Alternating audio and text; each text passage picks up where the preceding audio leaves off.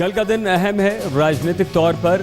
दो राज्यों के लिए महाराष्ट्र और हरियाणा दोनों जगह चुनाव के परिणाम आने हैं और महाराष्ट्र में चुनाव के परिणाम आने से एक दिन पहले बीजेपी को एक बार फिर से शिवसेना की याद आ गई है। जहां महाराष्ट्र बीजेपी के नेता विनोद तावड़े ने कहा है कि बीजेपी चुनाव के परिणाम आने के बाद शिवसेना से गठबंधन के बारे में सोच सकती है।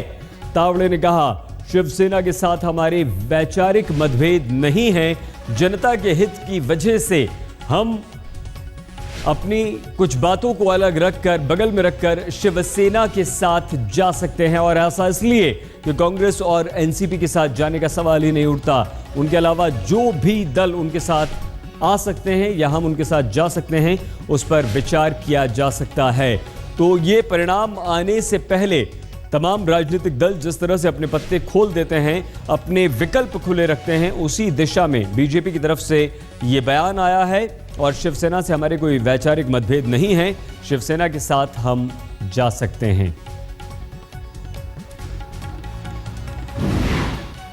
महाराष्ट्र विधानसभा चुनाव के परिणाम कल आने हैं। परिणामों को लेकर जहां उम्मीदवारों के दिलों की धड़कनें तेज हो गई हैं, वहीं मुख्यमंत्री पद को लेकर नेताओं की धड़कनें भी बढ़ गई हैं। कल पंकजा मुंडे ने अपने आप को मुख्यमंत्री पद का दावेदार बता दिया था और आज इशारों में बीजेपी के नेता एकनाथ खड़से ने भी इस पद पर अपनी इच्छा जाहिर कर दी है। नेता विपक्ष से लेकर पार्टी जो भी फैसला लेगी वो मान्य होगा, यह खड़से ने जरूर कहा है, लेकिन उन्होंने अपना पूरा लगभग राजनीतिक करियर जो है वो बता दिया है। उन्होंने कहा है कि वो 35 से 40 सालों से पार्टी के लिए काम कर रहे हैं, विभिन्न पदों पर रहे हैं, कई मंत्रालय उन्होंने संभाले हैं और वो मुख्यमंत्री पद के दावेदार हो सकते हैं। पंकजा ने ये कहा है तो ठीक है, पंकजा ने कहा तो उसने भी अपनी इच्छा व्यक्त की है, कोई गलत नहीं है। जो कार्यकर्ता काम करता है उसने इच्छा व्यक्त करना, ये कोई गलत बात नहीं है। दावेदारी के बारे में मैं तो नहीं कहता हूँ, आखिर मैंने पहले ही बताया कि पार्टी निर्णय लेती है। हाँ, ये बात सही है कि भारतीय जनता पार्टी में कई सालों से, करीबन 35-40 साल से मैं काम करते आया हूँ। भारतीय जनता पार्टी का 25 साल से मैं एमएलए हूँ, अभी छठी बार में लड़ रहा हूँ। अपोजिशन लीडर भी रह चुका हूँ, finance minister, irrigation minister, technical higher education minister, कई पोर्टफोलियो मैंने संभाले भी हैं। उसके पहले भी भारतीय जनता पार्टी का विधानमंडल का गठ नेता भी मैं रह चुका हूँ। कई सालों से ये काम करते आया हूँ। फिर भी इसके बावजूद भी पार्टी जो निर्णय लेती है वो निर्णय हमें मान्य रहता है। आखिर मेरे जैसे कई कार्यकर्ता मेहनत करते हैं, काम करते हैं, मेरिट में आते हैं और कई उनकी भी खूबियाँ रहती, कई उनकी भी आशाएँ रहती हैं और पार्टी ये सारी बातों को ध्यान में रख के निर्णय लेती है। जो पार्टी निर्णय लेगी वो हमें मान्य रहेगा। मैं तो पार्टी का सामान्य कार्यकर्ता हूँ, वो जो निर्णय लेगी उसका सम्मान मैं करूँगा।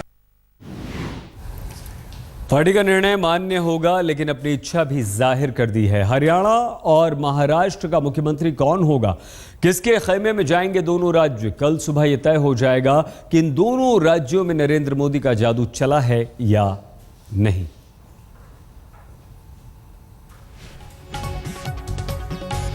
लेकिन इस बीच एक बड़ी खबर और हम आपको ये बता दें कि बीजेपी को सत्ता से बाहर रखने की तैयारी कांग्रेस ने हरियाणा में कर ली है और ओम प्रकाश चौटाला के साथ गठबंधन हो सकता है। लेकिन ये परिणामों के बाद, यानी कि कल के बाद ये गतिविधियां तेज हो जाएंगी, ये बड़ी खबर आ रही है।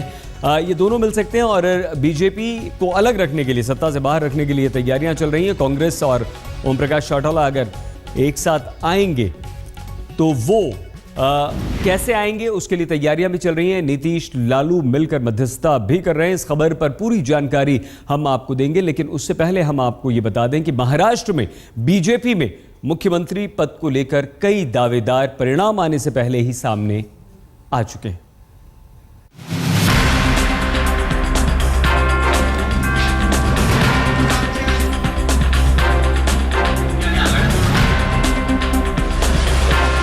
महाराष्ट्र और हरियाणा में किसकी लॉटरी निकलेगी, कौन सत्ता पर काबिज होगा और किसे विपक्ष में बैठना नसीब होगा।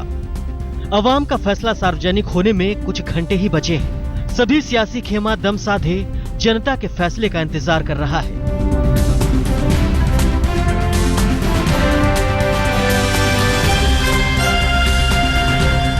प्रधानमंत्री नरेंद्र मोदी की प्रतिष्ठा भी दांव पर है। आखिर 13 दिनों में पीएम नरेंद्र मोदी ने दोनों राज्यों में 40 से ज्यादा रैली करके बीजेपी के पक्ष में माहौल बनाने की कोशिश की। बहरहाल अब जनता के जनादेश का वक्त है। 19 तारीख को सुबह 8 बजे से महाराष्ट्र के 288 और हरियाणा के 90 सीटों पर वोटों की गिनती शुरू हो जाएगी। दोपहर तक तस्वीर साफ होने की संभावना है। पर एग्जिट पोल में बीजेपी दोनों राज्यों में सबसे बड़ी पार्टी के तौर पर उभर रही है। इंडिया टुडे ग्रुप और सिसेरो के एग्जिट पोल के मुताबिक महाराष्ट्र में बीजेपी 124 सीटों के साथ सबसे बड़ी पार्टी के तौर पर उभरती दिख रही है, जबकि शिवसेना को 71 सीटें मिलने का अनुमान है। कांग्रेस 35 सीटों पर सिमटती दिख रही है। वहीं एनसीपी के खाते में सिर्फ 29 सीटें ही आ रही हैं। वहीं न्यूज 24 टुडेज चाणक्य के मुताबिक हरियाणा में बीजेपी को करीब 52 सीटें मिलने के आसार हैं। अगर ऐसा हुआ तो बीजेपी अपने दम पर सरकार बनाएगी। वहीं एबीपी न्यूज निल्सन के मुताबिक हरियाणा में बीजेपी को 46 सीटें मिलने की उम्मीद है। जानकारों के मुताबिक अगर ऐसा होता है तो इसे मोदी के इफेक्ट का असर माना जाएगा। हालांकि नतीजे आने से पहले ही सभी दल अपने अपने दावे कर रहे हैं।